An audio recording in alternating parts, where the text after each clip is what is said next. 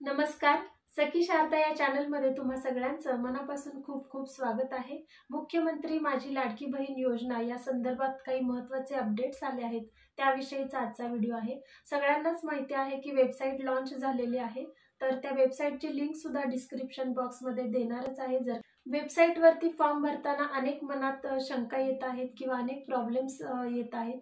ॲपवरती ज्यांनी फॉर्म भरलेले आहेत तर त्यांना वेबसाईटवरती पुन्हा फॉर्म भरण्याची गरज नाही, पण या सगळ्या गोंधळामध्ये अनेक काही प्रश्न निर्माण झाले आहेत, तर त्याविषयीचाच आजचा व्हिडिओ आहे. तर व्हिडिओ शेवटपर्यंत बघा आणि चॅनलवर नवीन असाल तर चॅनलला सबस्क्राईब करा.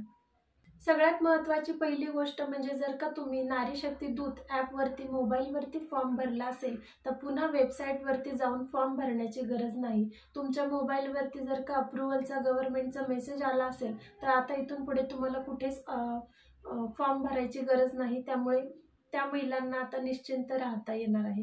पण ज्यांचे फॉर्म रिव्ह्यूमध्ये आहेत, प्रोसेसमध्ये आहेत किंवा पेंडिंग स्टेजला आहेत, अशांनी त्यांचं जे स्टेटस आहे ते मोबाईल ॲपमध्येच बघायचं आहे. त्यांना वेबसाईटवर अजून मोबाईलवरती जे काही फॉर्म भरून घेतले होते ते वेबसाईटवरती अपलोड केलेले नाहीत. त्याच्यामुळे त्यांना जर स्टेटस पाहायचं असेल आपल्या फॉर्मचं पुढे काय झालं तर ते तुमच्या मोबाईलवरती ॲपवरतीच तुम्हाला त्याचं स्टेटस पाहायला मिळणार आहे.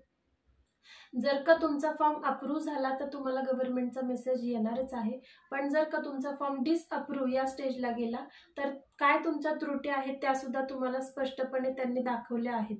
तर त्यावेळी एडिटचं एक बटन तुम्हाला अवेलेबल करून दिलेलं आहे. तर एडिट ऑप्शन जो देणार आहे तो एकदाच वापरायचा आहे. त्यामुळे नीट काळजीपूर्वक तुमच्या ज्या काही त्रुटी आहेत त्या तुम्ही पूर्ण करून पुन्हा एकदा फॉर्म सबमिट करायचा आहे. पुन्हा तो पेंडिंग स्टेजला जाईल आणि त्यानंतर इन रिव्ह्यू आणि मग तुमचा तो फॉर्म अप्रूव्ह होणार आहे. त्यामुळे ज्यांनी मोबाईलवर आतापर्यंत फॉर्म भरले आहेत त्यांनी पुन्हा वेबसाईटवरती फॉर्म भरायची गरज नाही किंवा कुठेही ऑफलाईन अर्ज भरून द्यायची गरज नाही. आणि ज्यांचे आतापर्यंत फॉर्म अप्रूव्ह झाले आहेत त्यांच्यासाठी एक महत्त्वाची गोष्ट म्हणजे त्यांनी बँकेत जाऊन आपला आधार नंबर बँकेला लिंक आहे का आणि KYC अपडेट केलं आहे का हे नक्की चेक करा, तरच तुमच्या खात्यामध्ये DBT मार्फत पैसे जमा होणार आहेत. काही महत्त्वाच्या गोष्टी वेबसाईट संदर्भात आहेत तर त्यासुद्धा बघूया. वेबसाईट जी दिलेली आहे ज्याची लिंक मी तुम्हाला डिस्क्रिप्शन बॉक्समध्ये देणारच आहे, तर ती जे वेबसाईट आहे त्याच्यावरती फॉर्म तुम्हाला मोबाईल थ्रू सुद्धा भरता येणार आहे आणि लॅपटॉप कम्प्युटर याच्यावरून सुद्धा भरता येणार आहे. मोबाईल ॲपमध्ये जेव्हा फॉर्म भरला जात होता तेव्हा पहिल्यांदा लॉग इन करत होतो आणि त्यानंतर फॉर्म ओपन होतात आणि माहिती भरली जात होती. परंतु आता वेबसाईटच्या बाबतीत मात्र सुरुवातीलाच लाभार्थी महिलेचा आधार कार्डचा नंबर टाकायचा आहे. मोबाईल नंबर जो लिंक आहे आधारला त्याच्यावरती OTP जाणार आहे आणि तो OTP सक्सेसफुली टाकल्यानंतर मगच फॉर्म ओपन होणार आहे. तर सध्या सर्व्हर डाऊन आहे, अनेकांचे फॉर्म्स भरले जात नाहीयेत. तर हा पण इश्यू 1-2 दिवसात सॉल्व्ह होईल आणि मग व्यवस्थितपणे फॉर्म भरले जातील. आधार कार्डचा नंबर OTP टाकून झाला की ऑटोफिल पद्धतीने तुमची जी आधार कार्डवरची जी काही माहिती आहे ती इंग्लिशमध्ये आपोआप फॉर्ममध्ये भरली जाणार आहे. त्याच्यामध्ये तुमचं नाव, पत्ता, मोबाईल नंबर, तुमचं वय हे सगळं काही आपोआप भरलं जाणार आहे. आणि तुम्ही एक आठवणीने लक्षात ठेवा की फॉर्म हा आता इंग्लिशमध्येच भरायचा आहे, कारण वेबसाईटचं जे काही आता अप्रुव्हलचं काम होणार आहे ते इंग्लिश माध्यमातूनच होणार आहे. त्यामुळे हा सगळा फॉर्म तुम्हाला इंग्लिशमध्ये भरायचा आहे आणि मग या गोष्टी तुम्हाला फक्त चेक करायच्या आहे. आधार कार्डप्रमाणे आपोआप त्या गोष्टी तुम्हाला तिथे मिळणारच आहेत आणि त्यानंतर तुम्हाला उरलेला फॉर्म भरायचा आहे. जसा नारी शक्ती दूतवरती काही ऑप्शन येत होते तशाच पद्धतीचे याच्यावरती सुद्धा ऑप्शन्स आहेत आणि मग तुम्हाला तो फॉर्म भरायचा आहे. दुसरी गोष्ट म्हणजे तुम्ही जर का मोबाईल ॲपवरती लॉग इन केलं असेल तर तितकं सोपं लॉग इन वेबसाईटवरती नाही आहे, थोड्या स्टेप्स वाढलेल्या आहेत. जर का तुम्ही वेबसाईटवरती लॉग इन करणार असाल तर तुम्हाला जेव्हा प्रोफाईल क्रिएट करता तेव्हा तुम्हाला तुमचं पूर्ण नाव, मोबाईल नंबर, तुमचा जिल्हा, तालुका, तुमचं गाव, शहर, त्याचं नाव, तुमच्या वॉर्डचं नाव, तुम्ही म्युनिसिपल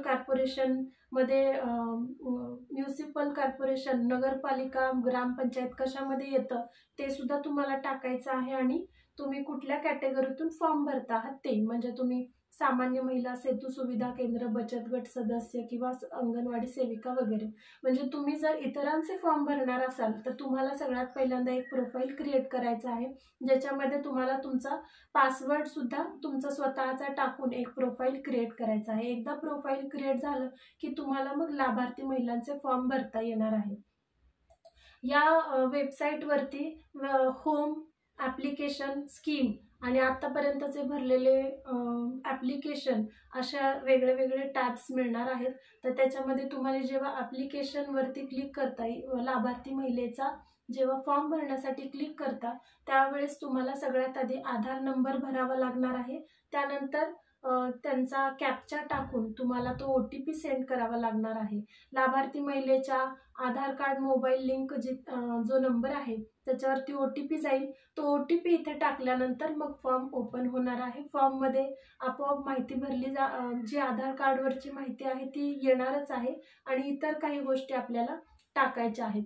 तुम्हाला जर कागदपत्रांबद्दल अजूनही काही शंका असेल तर वेबसाईटवरती आवश्यक कागदपत्र या टॅब खाली डिटेलमध्ये माहिती आहे, ज्याच्यामध्ये रेशन कार्डवर महिलेचं नाव नसेल तर त्यांनी काय करायचं, परराज्यातले असतील तर त्यांनी काय करायचं याविषयीची डिटेल माहिती दिलेली आहे. त्यामुळे तुम्ही मोबाईलवरून जरी फॉर्म भरायचा असेल तर तुम्ही वेबसाईट आधी शांतपणे सगळी व्यवस्थित बघून घ्या. तुमच्यासमोर आधार कार्ड नंबर, तुमचे डॉक्युमेंट हे सगळे तुमच्या गॅलरीमध्ये सेव्ह करून मगच तुम्ही फॉर्म भरण्यासाठी सुरुवात करा. दुसरी महत्त्वाची गोष्ट म्हणजे आतापर्यंत लाईव्ह फोटो घेतला जात होता किंवा फोटोचा फोटो काढता येत होता. आता कम्प्युटरवरती जर का तुम्ही सगळ्या गोष्टी, सगळे डॉक्युमेंट्स आणि फोटोज इथे सेव्ह केला आहे तिथून त्या गोष्टी तुम्हाला आता इझिली अपलोड करता येणार आहेत. आणि यानंतर मग शेवटी तुम्हाला फॉर्म एकदा चेक करायला मिळेल आणि सगळी माहिती व्यवस्थित भरलेली गेली असेल तर फॉर्म सबमिट होणार आहे. आतापर्यंत किती फॉर्म सबमिट झाले, किती फॉर्म अप्रूव्ह झाले आणि एकूण लाभार्थ्यांची किती संख्या आहे याविषयीची सुद्धा माहिती वेबसाईटवरती दिली गेलेली आहे. महिला व बाल विकास विभागाच्या ज्या आदिती तटकरे मॅडम आहेत त्यांनी सांगितले की जेव्हा पहिला हप्ता येईल त्यावेळेस चेकिंग करण्यासाठी ₹1 अकाउंटमध्ये काही जणांच्या, काही निवडक खात्यांमध्ये ₹1 ट्रान्सफर करून बघणार आहेत. जसं आपण गुगल पे करताना चेक करतो की बरोबर व्यक्तीला जातोय की नाही, तसं ₹1 सुरुवातीला ट्रान्सफर केला जाणार आहे. आणि ते जर का सक्सेसफुली सगळ्यांना DBT मार्फत पैसे गेले तर मग आपला तो पुढचा हप्ता येणार आहे. त्यामुळे जेव्हा तो ₹1 येईल, तो ज्यांच्या कुणाच्या खात्यात तो ₹1 जमा होईल ते चेकिंगसाठी आहे, हे असं सुद्धा लक्षात ठेवा. बाकी ॲपविषयी काही शंका आहेत की आता ॲपवरती फॉर्म घेणं बंद झालं आहे, तर ॲपवरती फॉर्म घेणं बंद झालं आहे पण वेबसाईटवर चालू झालं आहे. त्यामुळे आत्तापर्यंत ज्यांनी कुठेही फॉर्म भरला नाही त्यांनी आता वेबसाईटवरच फॉर्म भरायचा आहे. सेतू सुविधा केंद्रात जाऊन भरू शकता किंवा जसं अंगणवाडी केंद्रांमध्ये वगैरे ऑफलाईन पद्धतीने फॉर्म भरता येणारच आहे. पण आता सगळेच फॉर्म ऑनलाईन केले जात आहेत. त्यामुळे शक्यतो तुम्ही ऑनलाईन पद्धतीने इंग्लिशमध्ये फॉर्म भरा. तुम्हाला स्वतःला भरायचं असेल तरी देखील काहीच हरकत नाही आणि अशा पद्धतीने तुम्ही फॉर्म भरू शकता. ज्यांना पूर्वी अप्रुव्हलचा मेसेज आला आहे त्यांनी काहीच काळजी करण्याचं कारण नाही. फक्त बँकेमध्ये जाऊन KYC मात्र नक्की अपडेट करून घ्या, म्हणजे मग DBTच्या मार्फत तुमच्या खात्यामध्ये पैसे जमा होणार आहेत. या सगळ्या गोष्टी सोडून आणखी काही प्रश्न असतील किंवा आणखी काही फॉर्म भरताना समस्या येत असतील तर जरूर कमेंटमध्ये कळवा. बाकी आजचा व्हिडिओ कसा वाटला ते नक्की सांगा आणि चॅनलवर नवीन असाल तर चॅनलला सबस्क्राईब करा. थँक्यू.